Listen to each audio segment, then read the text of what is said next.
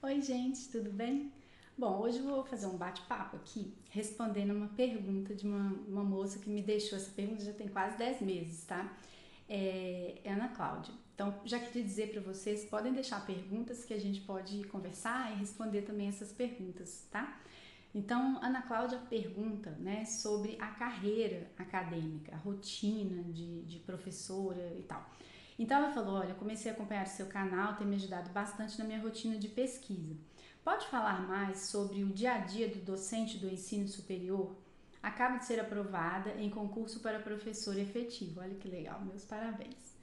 E aí ela falou, poderia fazer vídeos falando sobre como conciliar as aulas com atividade de pesquisa, dicas para novos professores, sobre como orientar melhor seus alunos. Obrigada, parabéns pelo canal. Bom, então assim, isso rende muito assunto, né? Mas eu queria falar um pouquinho sobre a carreira acadêmica.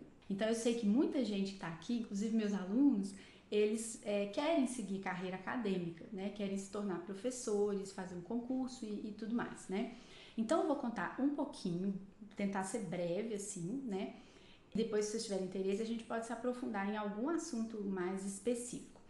Obviamente que eu vou falar da minha experiência como professora da UFMG, que é uma universidade de grande porte, né, numa capital, e ela é uma universidade antiga, consolidada, atua fortemente na pesquisa, na pós-graduação. Então, essa rotina em outras universidades pode ser diferente, um pouco diferente. Mas, em geral, a carreira acadêmica, ela tem alguns pilares, tá? Então, quando a gente entra na universidade, o pessoal fala assim, olha, a universidade tem 3 pilares ou 4 pilares, tá?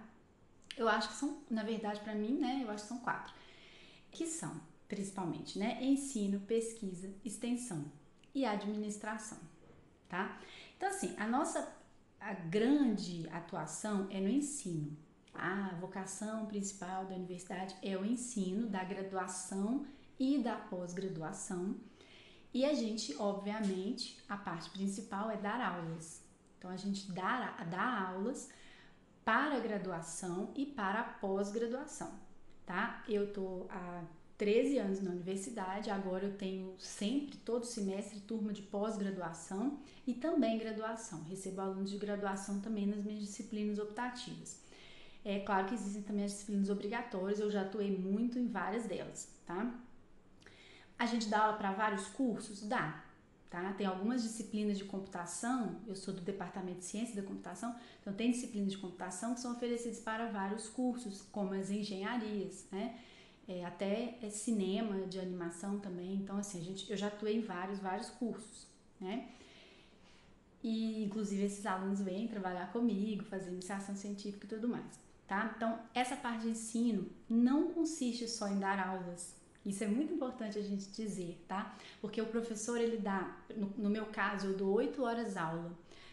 Mas eu trabalho 40 horas, certo? Sim, mas a gente tem muitas atividades relacionadas a ensino, além de, obviamente, né, que é óbvio, preparar aulas, reunir com alunos, né, e tudo mais, corrigir provas, corrigir trabalhos, passar notas, preparar ementas e tudo mais, que é um volume gigantesco, né, para cada aula que a gente dá, a gente passa aí umas 2, 3 horas preparando, tá? Mesmo que a gente já tenha o material preparado, eu pelo menos atualizo todo semestre.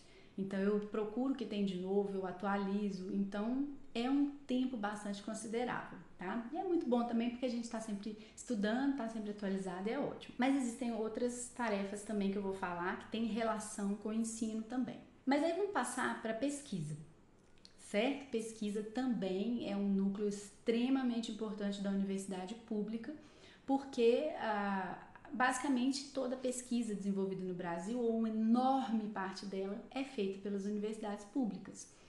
E a pesquisa, né, a ciência, ela tem aí inúmeras tarefas que a gente tem que desempenhar, como, por exemplo, escrever projetos para as agências de fomento nacionais e internacionais para captar recursos para as nossas pesquisas. Então, quando um docente entra na instituição, dificilmente ele tem infraestrutura de pesquisa.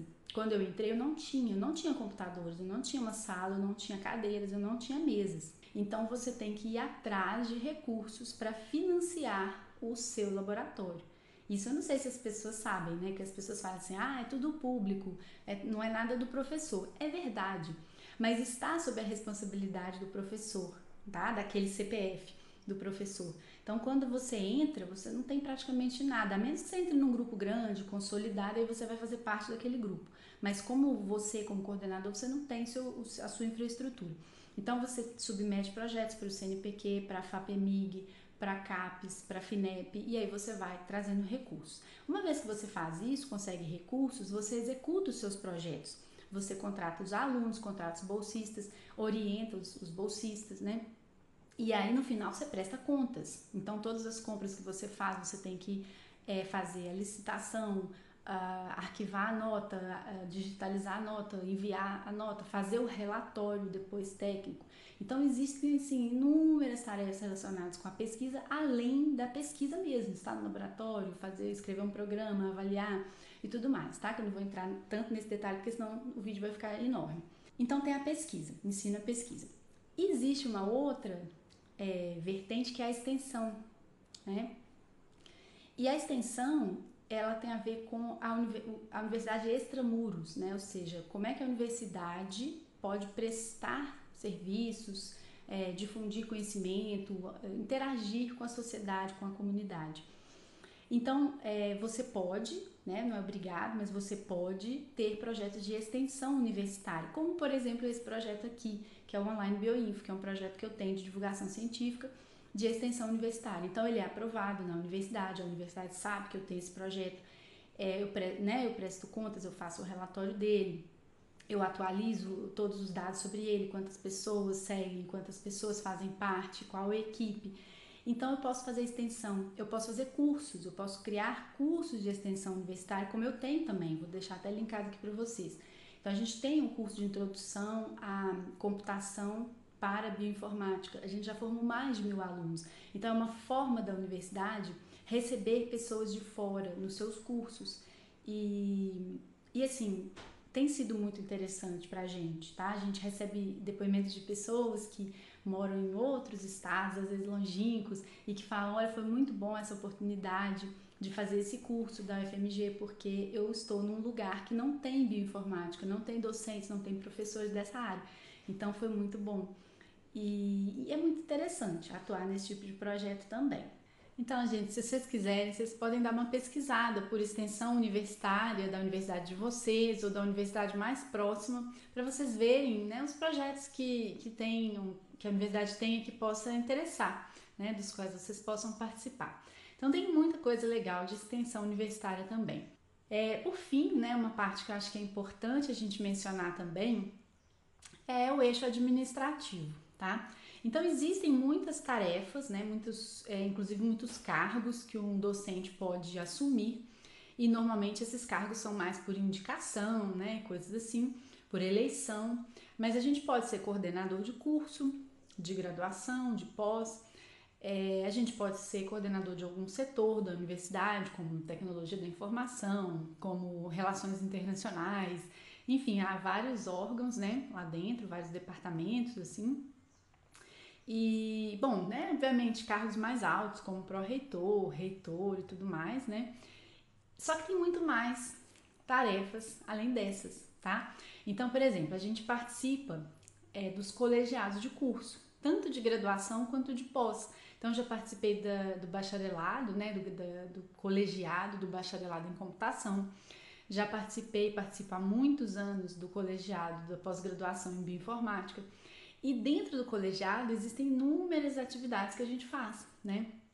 A gente avalia pedidos de prorrogação, de prazo de defesa. A gente avalia, por exemplo, já fui de uma comissão de um colegiado de graduação em que a gente avalia revalidação de disciplinas. Então, cada vez que um aluno pede dispensa, isso vem como um processo para o professor avaliar a disciplina que ele cursou, a nota que ele tirou, a ementa, a carga horária.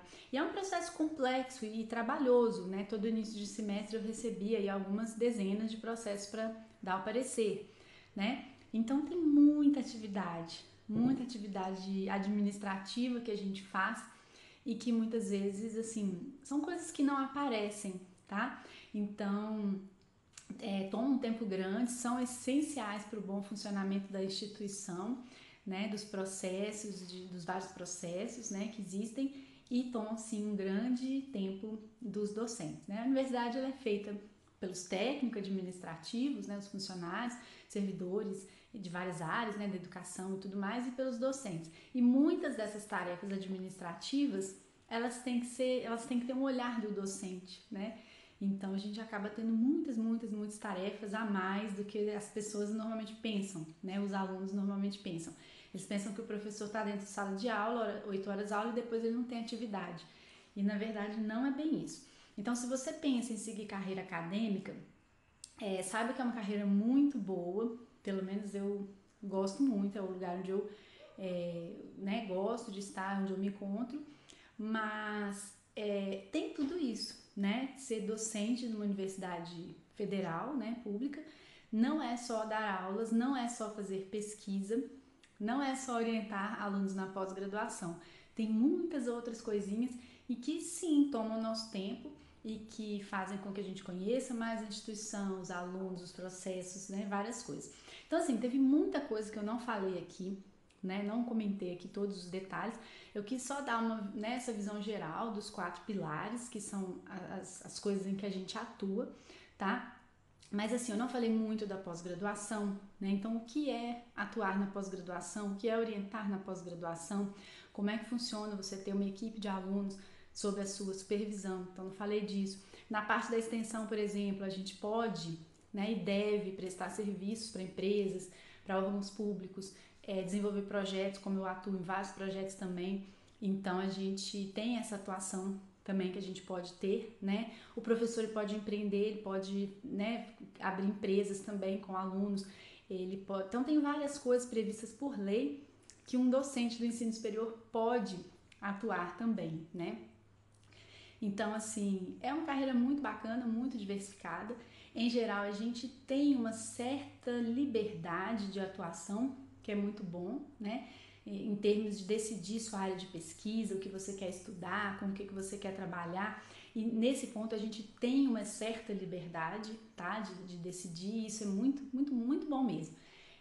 A gente não consegue decidir, por exemplo, as disciplinas que a gente vai ministrar, tá? Então a gente tem as preferências, a gente pode dizer que tem uma outra preferência, mas a gente não tem a liberdade total de escolher, tá? Existem acordos, a gente consegue às vezes dar as disciplinas que a gente mais gosta, que a gente tem mais, né, que a gente tem a formação adequada para ministrar e tudo mais. Então é muito bom, tá? Mas então assim, eu queria só dar essa visão geral desses 4 eixos, de todas essas atividades. E aí, se você tem uma curiosidade, uma dúvida específica, né, só sobre ensino, só sobre pesquisa, só sobre pós-graduação, só sobre extensão e tudo mais, aí vocês podem deixar nos comentários que eu vou ter o maior prazer em tentar conversar sobre isso, tá bom? Então não deixe de curtir o vídeo, compartilhar com os colegas e até o próximo.